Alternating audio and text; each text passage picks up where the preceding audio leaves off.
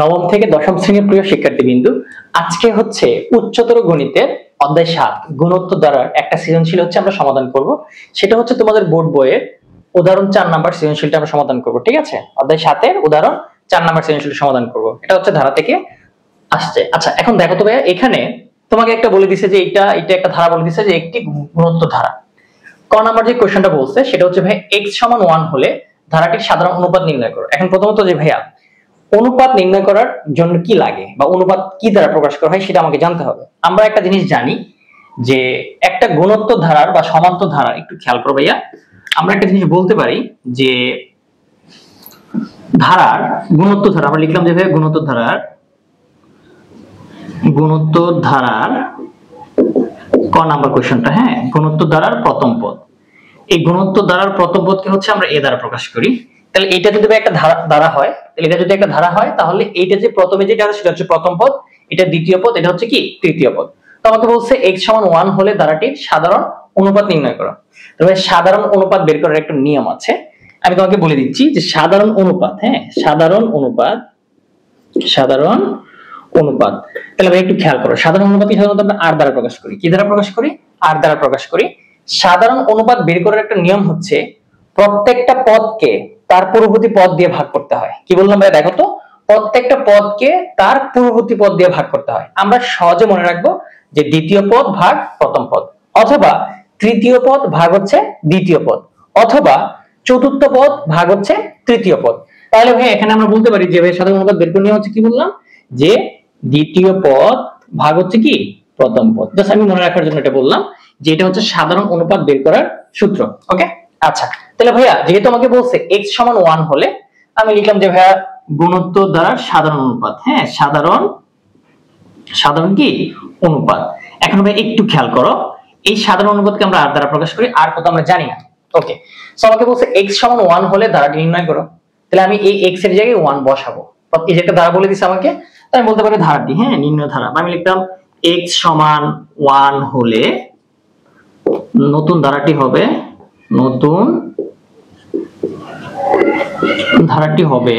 একটু খেয়াল করতে ভাইয়া, আমি যদি x এর মান এখানে 1 বসাই তাহলে আমি বলতে পারি কত বলতো ভাইয়া এখানে? তাহলে কি বলতে পারি যে সুতরাং 1 divided by 2 into 1 plus 1 plus 1 divided by এখানে বলতে পারি 2 ইনটু 1 প্লাস 1, উপরে কি আছে স্কয়ার, প্লাস এখানে কি আছে দেখো তো ভাইয়া 1 divided by 2 into 1 plus 1 whole cube plus dot dot dot. ঠিক আছে, তো যেহেতু আমাকে x এর মান 1 বলে দিছে, এইজন্য এই যে ধারাটার প্রত্যেকটা x এর জায়গায় আমি 1 বসাই দিছি। ঠিক আছে, এখন ভাই একটু খেয়াল করো, এখানে আমি কি বলতে পারি দেখো তো, 1 ডিভাইডেড বাই এটাকে ক্যালকুলেশন করলে কত আসবে? 2 কে 2 আর 1 যোগ করলে কত আসবে? 3।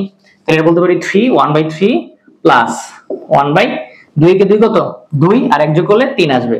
তাহলে 1/3 স্কয়ার প্লাস এখানে আমি বলতে পারি 1, 2 কে 2 আর 1 যোগ করলে কত আসবে? 3। তাহলে 1/3 cube plus dot dot dot. এই ধারাটা তুমি পাইলা। এখন এখানে বলছে যে ভাই ধারাটির সাধারণ অনুপাত নির্ণয় করো। তাহলে ভাই আমরা জেনে গেছি যে ভাই সাধারণ অনুপাত বের করার সূত্র হচ্ছে যে প্রত্যেকটা পদকে তার পূর্ববর্তী পদ দিয়ে ভাগ করতে হয়। তাহলে এই যে এটা হচ্ছে প্রথম পদ, এটা দ্বিতীয় পদ, এটা হচ্ছে কি তৃতীয় পদ। তাহলে আমি এটা দিয়ে এটাকে ভাগ করতে পারি, অথবা এটা দিয়ে এটাকে ভাগ করতে পারি, একই আসবে। তো আমি লিখলাম যে সুতরাং সাধারণ অনুপাত, হ্যাঁ, সাধারণ অনুপাত। আচ্ছা, তাহলে ভাই সাধারণ অনুপাতকে হচ্ছে আমরা r দ্বারা প্রকাশ করি। তাহলে r দিয়ে কিভাবে প্রকাশ করি? এই যে r দ্বারা প্রকাশ করি। অনুপাত বের করার নিয়ম কি? প্রত্যেকটা পদকে তার পূর্ববর্তী পদ দিয়ে ভাগ করা হয়, অথবা দ্বিতীয় পদ ভাগ হচ্ছে প্রথম পদ। তো দ্বিতীয় পদ কত এখানে? এই যে এইটা। তাহলে আমি বলতে পারি 1/3 স্কয়ার ভাগ প্রথম পদ। তাহলে প্রথম পদ হচ্ছে 1/3। আচ্ছা, সো ভাই এখানে জাস্ট একটা ক্যালকুলেশন, আর কোনো কিছু না। তো আমরা জানি যে এখানে বলতে পারি 1/3 স্কয়ার আছে 1/3 স্কয়ার ইনটু ভাগাকার থেকে যখন আমরা গুণাকারে নিয়ে যাই তাহলে কি করতে হয়? পরবর্তী রাশিটা উল্টায় যায়। তাই এই 3 চলে যাবে উপরে, 1 চলে আসবে কোথায়? নিচে। ঠিক আছে, তাহলে দেখো তো এখানে 3 কয়টা আছে? 2টা।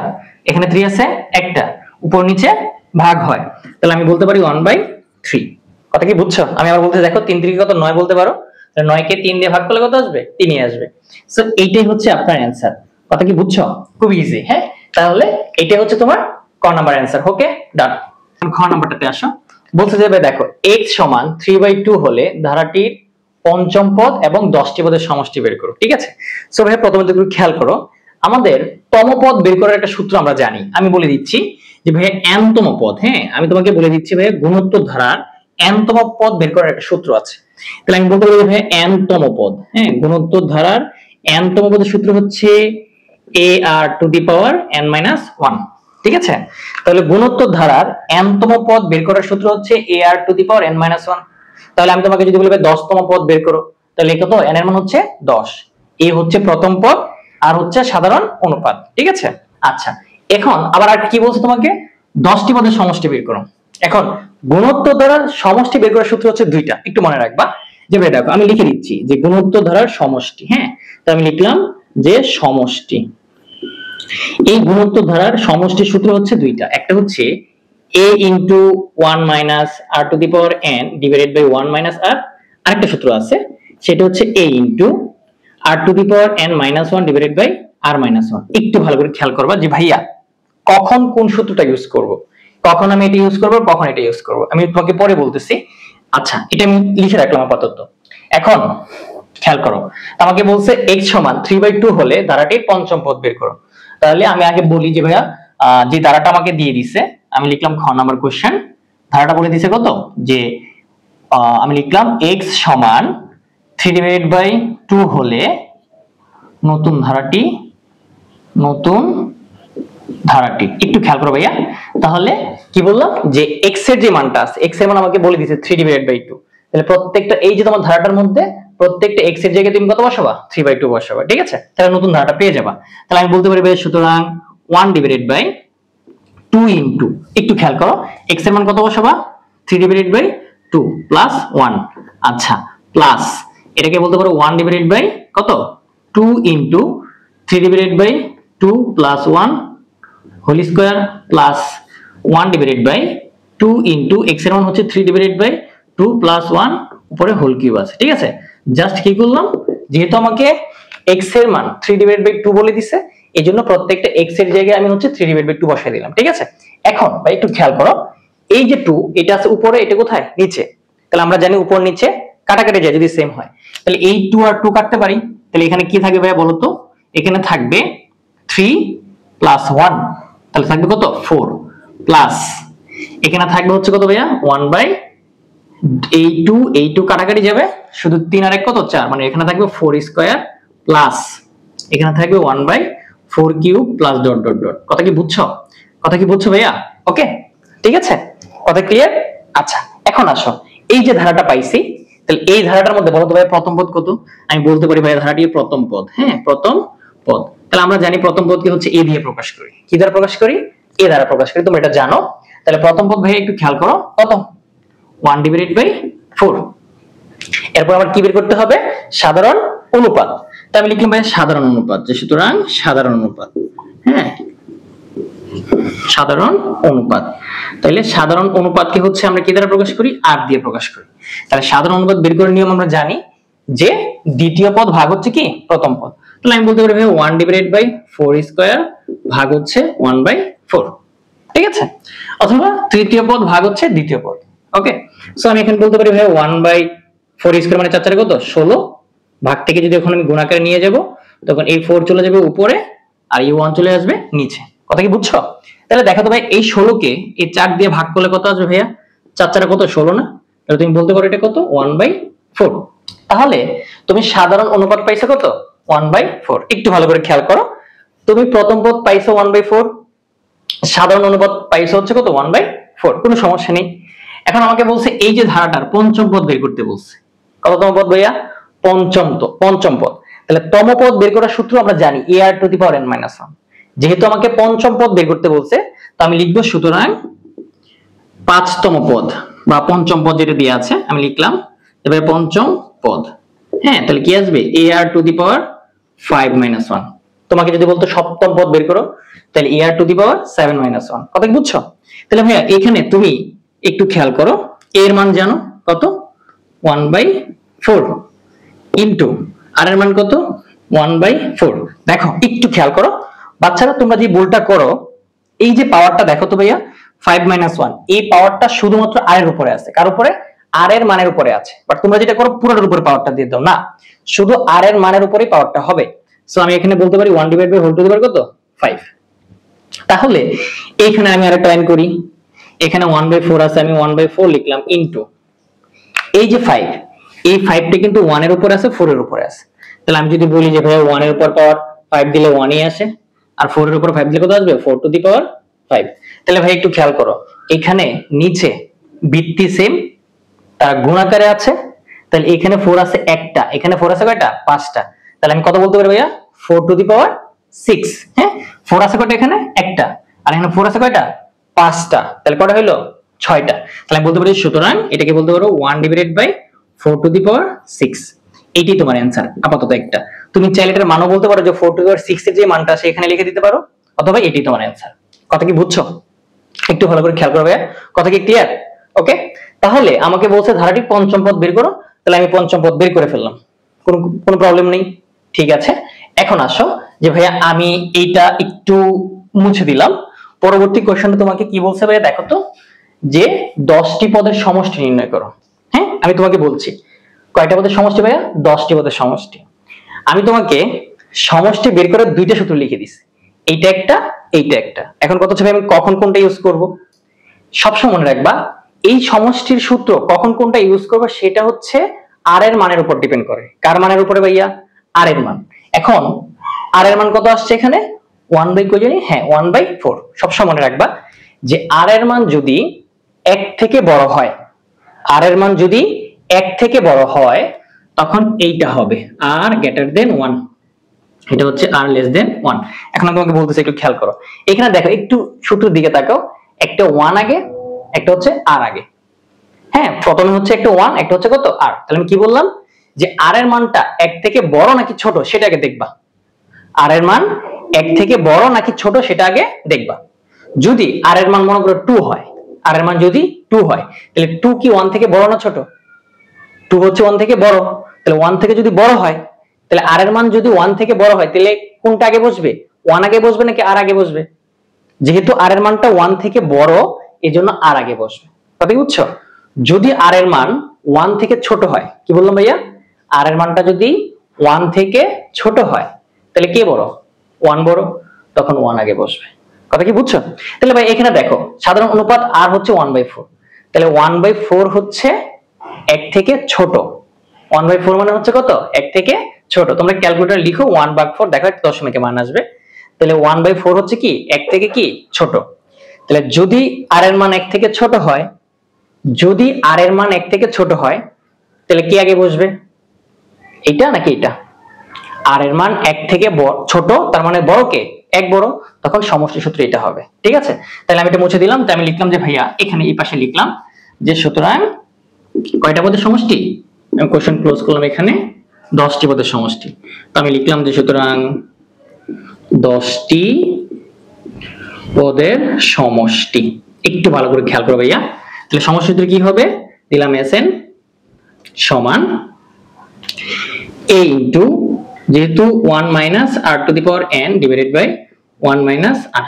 ওকে, এখন এখানে দেখো এর মান কত আছে, এর মান তুমি পাইছো কত দেখো তো ভাইয়া 1/4। হ্যাঁ 1/4, তাহলে এর মান আমি 1/4 বলতে পারি এর মান। এখন 1 মাইনাস, একটু খেয়াল করো ভাইয়া, আর এর মানও পাইছো 1/4, এই যে ব্র্যাকেট দিলাম, এটার উপরে পাওয়ার n, এর মানে কয়টা পদের সমষ্টি 10টি পদের সমষ্টি। তাহলে n এর মান কত ভাইয়া 10। আচ্ছা, আর নিচে হচ্ছে 1 মাইনাস আর মানে হচ্ছে 1/4। তাহলে ভাই দেখো এখানে তুমি জাস্ট ক্যালকুলেশন করতেছ আর কোনো কিছু না।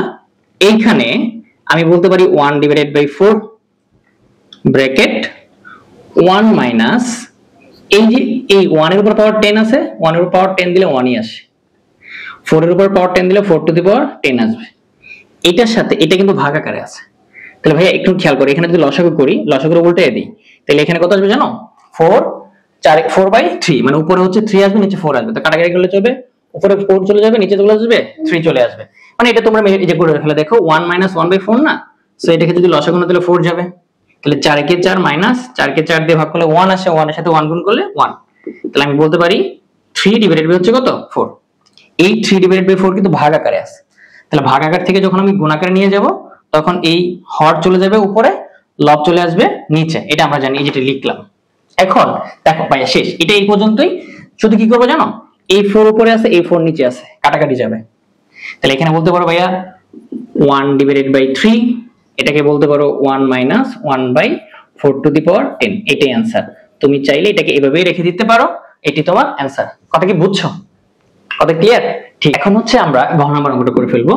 তোমাকে বলছে x এর উপর কি শর্ত আরোপ করলে ধারাটির অসীমতক সমষ্টি থাকবে এবং সেই সমষ্টি নির্ণয় করো। এখন প্রথমত অসীমতক সমষ্টির একটা সূত্র আছে, এই কোশ্চেনটা ভাই খুবই ইম্পর্টেন্ট। হ্যাঁ, এই কোশ্চেনটা খুবই ইম্পর্টেন্ট, অনেক সৃজনশীলে ঘ নাম্বার এটা পাবা। এখানে x থাকতে পারে, y থাকতে পারে, যে কোনো কিছু থাকতে পারে। তাহলে আমাকে বলছে x এর উপর কি শর্ত আরোপ করলে ধারাটির অসীমতক সমষ্টি থাকবে।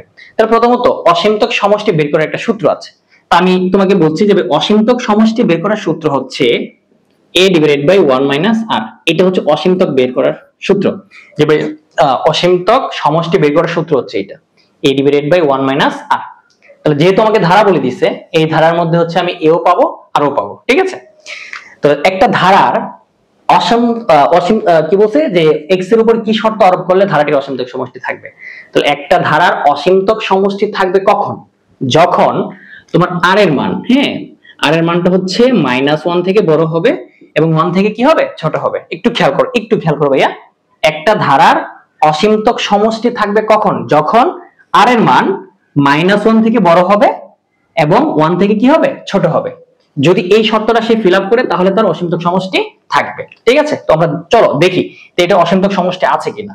তাহলে একটু খেয়াল করো, এইখানে এই যে ধারাটা বলতে পারি যে ভাইয়া প্রথম পদ, এই ধারাটা একটু খেয়াল করো ভাইয়া, প্রথম পদ a ইজ ইকুয়াল টু কত আসবে, 1 ডিভাইডেড বাই 2x প্লাস 1। এটা হচ্ছে ধারাটার মানে প্রথম পদ। এরপরে আসো সাধারণ অনুপাত বের করব।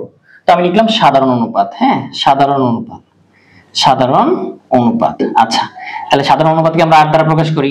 তাহলে আমরা জানি যে ভাই সাধারণ অনুপাত বের করার নিয়ম কি, প্রত্যেকটা পদকে তার পূর্ববর্তী পদ দিয়ে ভাগ করতে হয়, তাই না? আচ্ছা, তাহলে প্রত্যেকটা পদ হচ্ছে কত, এই যে দেখো আমি নিলাম দ্বিতীয় পদে 1 divided by 2x plus 1 whole square, ভাগ হচ্ছে প্রথম পদ, প্রথম পদ হচ্ছে 1 ডিভাইডেড বাই 2x প্লাস 1। তাহলে ভাইয়া ভাগাকার থেকে যখন আমরা গুণাকারে নিয়ে যাব, ভাগাকার থেকে যখন আমরা গুণাকারে নিয়ে যাব তখন কি হয়ে যায়, ভাগের পরবর্তী যে রাশিটা আছে সেটা লব হয়ে যায় হর, হর হয়ে যায় কি লব। মানে এই নিচেটা চলে যাবে উপরে, 2x প্লাস 1 চলে যাবে উপরে, আর 1 চলে আসবে নিচে। একটু খেয়াল করো, এইখানে 2x প্লাস 1 হোল স্কয়ার মানে 2x প্লাস 1 হোল স্কয়ার মানে 2x প্লাস 1 কয়টা, দুইটা। এখানে 2x প্লাস 1 একটা। তাহলে উপরে নিচে যদি কাটাকাটি করি তাহলে নিচে একটা 2x প্লাস 1 থাকবে না। তাহলে এখানে কত বলা যাবে বলো, 1 ডিভাইডেড বাই 2x প্লাস 1, ঠিক আছে। আচ্ছা, এখন ভাইয়া x এর আর এর তো আমি অ্যাকুরেট কোনো মান পাইনি। তাহলে একটু খেয়াল করো, তুমি এখানে x এর মান যাই বসাও না কেন, মনে করো তুমি x এর মান যদি 1 বসাও, 2 একে 2 আর 1 কত 3, তাহলে 1/3। এটা কি -1 থেকে বড়, 1 থেকে ছোট। তুমি x এর মান যদি 2 বসাও, দেখো 2 2 গুণে 4 আর 1 কত 5। তাহলে এই 5 কে তুমি যদি বলো 1 ডিভাইডেড বাই 5, দেখো এটাকে ভাগ করো, -1 থেকে কি হবে, এটার মানটা -1 থেকে বড় হবে এবং 1 থেকে কি হবে, ছোট হবে। তাহলে আমাকে বলছে কি, আমি কি বলছি তোমাকে, যে একটা ধারার অসীমতক সমষ্টি থাকবে তখনই যখন r এর মানটা -1 থেকে কি হবে, বড় হবে এবং 1 থেকে ছোট হবে। তো এই কথাটা লিখবে এখন, যে ধারাটির অসীমতক সমষ্টি থাকবে, অসীমতক সমষ্টি থাকবে, অসীমতক সমষ্টি থাকবে যদিও কেবল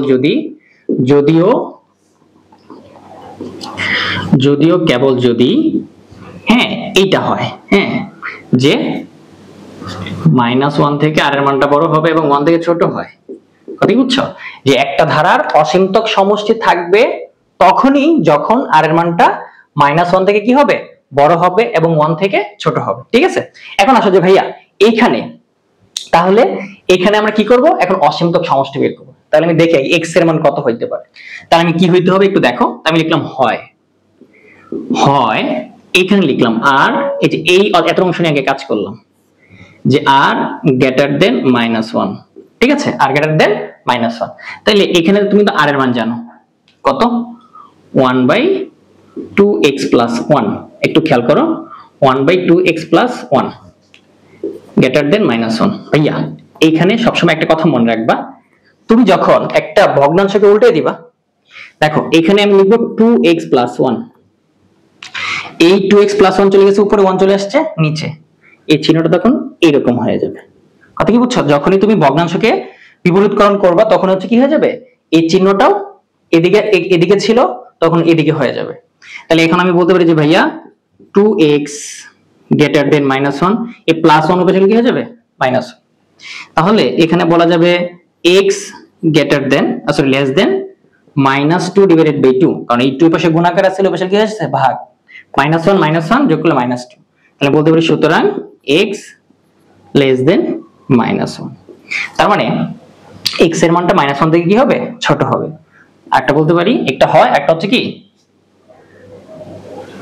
এবং অথবা, হ্যাঁ অথবা দিতে পারো এখানে, অথবা একটা কোন পার্টটা আছে, এই যে পার্টটা, ঠিক আছে এইটা।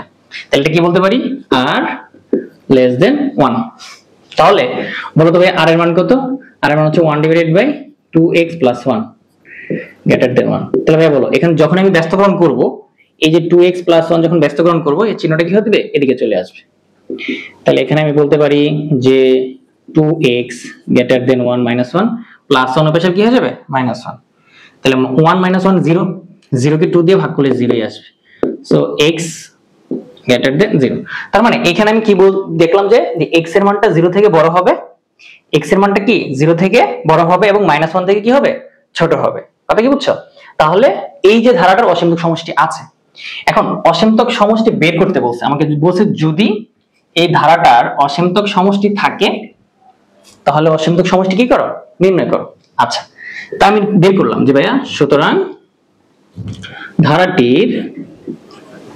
ধারাটির অসীমতক সমষ্টি,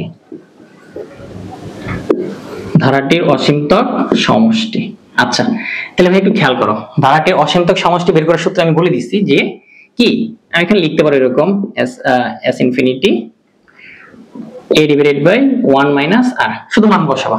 তাহলে ভাই বলো তো এখানে আমি লিখলাম a এর মান কত, a এর মান হচ্ছে, আচ্ছা আমি নিচে লিখি এখানে, a এর মান হচ্ছে এই যে 1 divided by 2x, 1 divided by 2x plus 1, এখানে 1 মাইনাস r এর মান কত, 1 ডিভাইডেড বাই 2x প্লাস 1। তাহলে এখানে কি বলতে পারো ভাইয়া, উপরে যেটা আছে সেটা থাকলো 1 বাই 2x প্লাস 1, এখানে লসাগু করব। দেখো লসাগু যাবে হচ্ছে 2x প্লাস 1, তাহলে এই 2x প্লাস 1 কে 1 দিয়ে গুণ করলে কত আসবে, 2x প্লাস 1 ই আসবে, মাইনাস প্লাস 1, এখানে মাইনাস আছে মাইনাস, এই 2x প্লাস 1 কে 2x প্লাস 1 দিয়ে ভাগ করলে কত আসবে ভাইয়া, 1 আসবে, 1 এর সাথে 1 গুণ করলে 1 ই আসে। এখন এইটার সাথে এটা কিন্তু ভাগ আকারে আছে, তাহলে আমরা জানি ভাগ আকার থেকে যখন আমরা গুণ আকারে নিব তখন নিচের রাশিটা হর লব হয়ে যাবে, লব হর হয়ে যাবে। তাহলে আমি বলতে পারি 1 বাই 2x প্লাস 1 ইনটু এই 2x প্লাস 1 চলে যাবে উপরে, হ্যাঁ 2x প্লাস 1 চলে যাবে কোথায়, উপরে, আর এই প্লাস 1 মাইনাস 1 কাটাকাটি যাবে, ওকে প্লাস 1 মাইনাস 1 কাটাকাটি যাবে, শুধু এখানে থাকবে 2x, তাহলে 2x চলে আসবে নিচে। একটু খেয়াল করো ভাইয়া, এই 2x উপরে এই 2x নিচে কাটাকাটি যাবে, শুধু কত থাকে, তাহলে এখানে অবশিষ্ট থাকে কত, 1 বাই 2x। এইটাই তোমার অ্যানসার। কথা কি বুঝছো ভাই? এই কোশ্চেনটা খুবই খুবই খুবই ইম্পর্টেন্ট, ঠিক আছে, এই জায়গাটা একটু ভালো করে বোঝানো, ওকে।